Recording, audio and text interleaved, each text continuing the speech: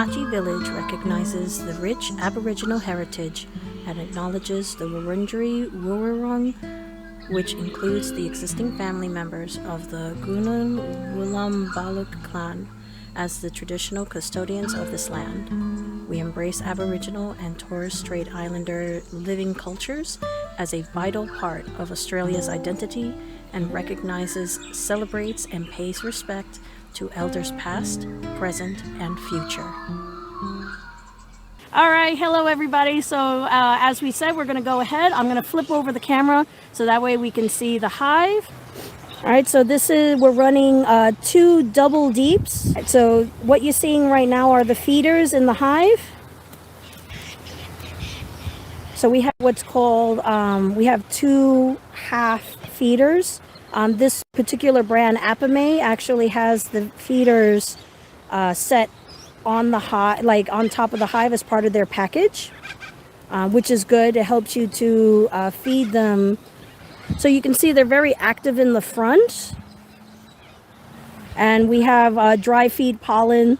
Sometimes it's a hit or miss. If they're bringing in a large amount of feed, they'll sometimes not take what's already provided, which is a good sign. It means that they're bringing in enough for themselves.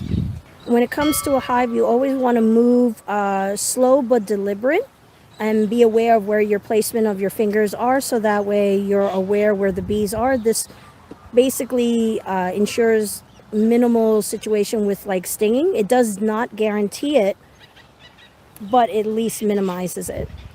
And first thing you want to do is that you take out 1 frame to make room for moving through the hive. Now we have a queen excluder, so basically we move these and up to the top so that we can cycle them through. The dark brown color that you're seeing is actually showing the age of the wax itself. So this is one of the original frames that we received when we received the nuke from the local beekeeper. I can go a little. So right now we have workers, and the shine that you're seeing is from nectar that they're gathering. So that will in the future become honey. And you can see some of the bees with their heads in, they're either eating it or they're providing some to fill in that cell.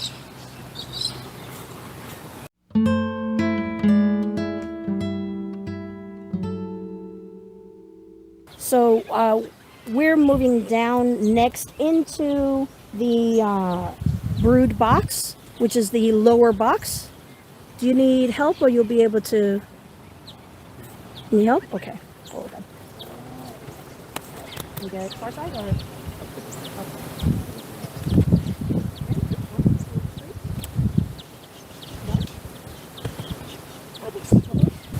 Sometimes what happens, the bees use the propolis and makes the lifting the box a little bit more difficult.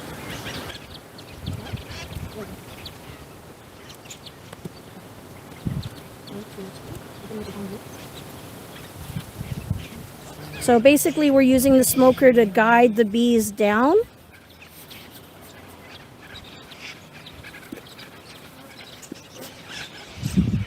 And what you're seeing is the queen excluder. So as I mentioned earlier, it just makes sure that the queen doesn't go up into the upper boxes. Let's see. Oh, just a little FYI, if anyone's using headphones, you might end up hearing the bees around the mic. So I forgot to mention that earlier. They can be a bit loud around the mic. There we go. All right, I'll come over. No queens. It's just wax formation. All right, so this is what we call that they're drawing out the frame. So you can see that they're from the foundation, they are literally using the wax and building up on top. They're very busy. Let's see. Drone. Oh, we have a drone? Where? Where'd he go? Oh, there's on top. Oh, okay. All right, we got a drone. No, it's gone. Oh, it's gone? Oh, okay. And as far as I can tell from here, do we have any eggs? No. No, not as of yet. So they're still drawing out.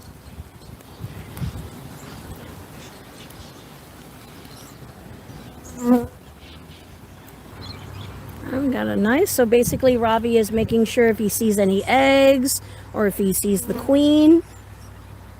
They're very busy doing what bees do. And you can see they're putting in resources.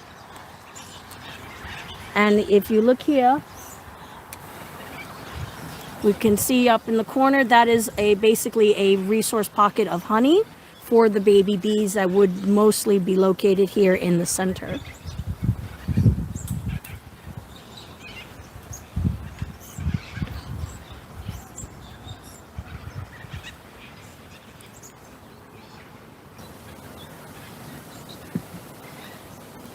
It's also just growing from.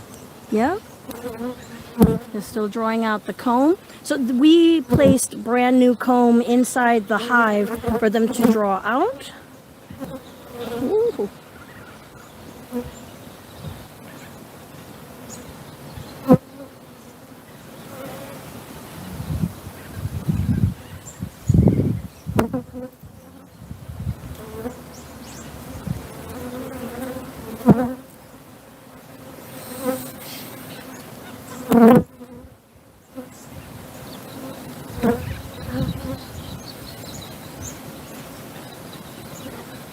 And basically, we are using the smoker to move them along. Hopefully, Her Royal Majesty will be able to provide an appearance if we're lucky. She's really good at ninjing her way across the frames quite easily. She tends to try and stay in the dark as much as possible. Oh, I see her. She's just on the opposite side. There you see that yellow dot right there? That's a way that we mark her. And of course, we now have about 20 to 30 guard bees on top. So now that we've identified the queen, that means the hive is what's called queen right. So she is doing her job and laying across. And I don't think she's been honeybound this time. Uh-oh. It's okay. Now, Ravi is sporting nitrile gloves, and you can do that. You can wear nitrile gloves, go barehanded, or wear the gauntlets or larger gloves that I had before. Hello. I have a little lady. Hello. Now, just to give you an average on the population, I'd say we have maybe about 40 or 50 girls. 40 or 50K. 50,000 bees. Yeah. So they've grown quite a bit. Now, that is a beautiful brood patch. So we have a lovely amount of worker brood. You want to do the flick so that way they can get a... You're confident to do the flick? Yep, I'm ready. This is a technique that you use to get the bees off. It does not hurt the bees. And that's capped brood there. So these are future baby bees. And I was mentioning earlier about the spaces for the heater bees. And that's those other spaces. So yes, very good, wonderful brood pattern. Our queen is doing a great job. If you notice, there's a different coloration from the bottom going to the top. So basically the bottom would be the older capped brood, which would be hatching soon, versus the lighter color at the top, which would take probably maybe another week or so. They might be recently hatched. Recently capped. And here's another beautiful side of that frame. Quite lovely. Our queen is doing an amazing job. So yes. So as you can see, the brown material that you're seeing there at the corners of the frames, that's propolis. And it'll be different shades of brown depending on which trees are being taken for the resin material. So that'll change color as they go through. But it just like how the wax will go from a light color to a darker color, showing the ages of the wax. So basically, younger wax is more white in color, and older wax is more dark brown, tends to get more of that honey color, like that amber color. And yeah, that's basically what happens. I hope I answered your question about the honey. So they'll store it up in the corners, or as I said, they'll designate a frame. Usually the end frame, so this one over here at the end and that one over there will be the ones used to hold the frame, hold the honey, and basically the sisters or the ladies will get the honey and go to the designated area to feed the baby bees. Lovely brood pattern. There you go again. Look at that. So you can see that they've recently hatched. We got a little bit of a spill here and there, but oh, very nicely done. Ladies are cleaning up, and you can actually see some pollen being put into the cells. Here I was mentioning that they'll add a pocket of resource, so here we are, and then the brood pattern is around, and that's what you want your queen to do, to show that she's in good strength, that she has basically wall-to-wall brood pattern in it. And so because the hive has been just installed during the summer months, which was December 2nd, I believe that we won't be able to gather honey because the winter season is only about, we got 3 more months? Pretty much. Yeah, 3 months, unless Mother Nature decides to bring the winter temperature early. The key sign is that if any temperature that is constant under 13 degrees Celsius, that's how you know winter's come, and you can't open the hive at all until around August or September, because that's when the spring season starts really coming in. And then you just have to hope that your colony has survived the winter. It happens to professionals and hobbyists that hives that are newly established or even more experienced hives can pass on. Oh, I will survive. They're awesome. Yeah, we have a very good style of insulation hive. So basically the Apame company creates a insulated hive that will give them a better chance at surviving in the winter.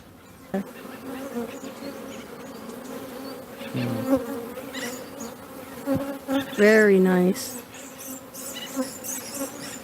Now, one thing to keep in mind when you're doing an inspection is that you want to make sure that you at least see eggs. It is not a requirement to see the queen. It helps if you can see the queen, but it's not a requirement. Eggs usually mean that they have been laid about 3 days ago, and that gives you a sign that, oh, okay, she's at least been there for the past 3 days.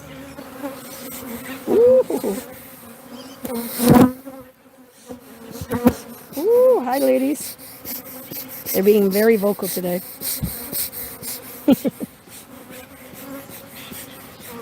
All right, and I think that's about it, or we have one more frame to go. Given how angry they are, we might just give them a few minutes. If not, we'll pause. Okay. Yeah, they're starting to bump me.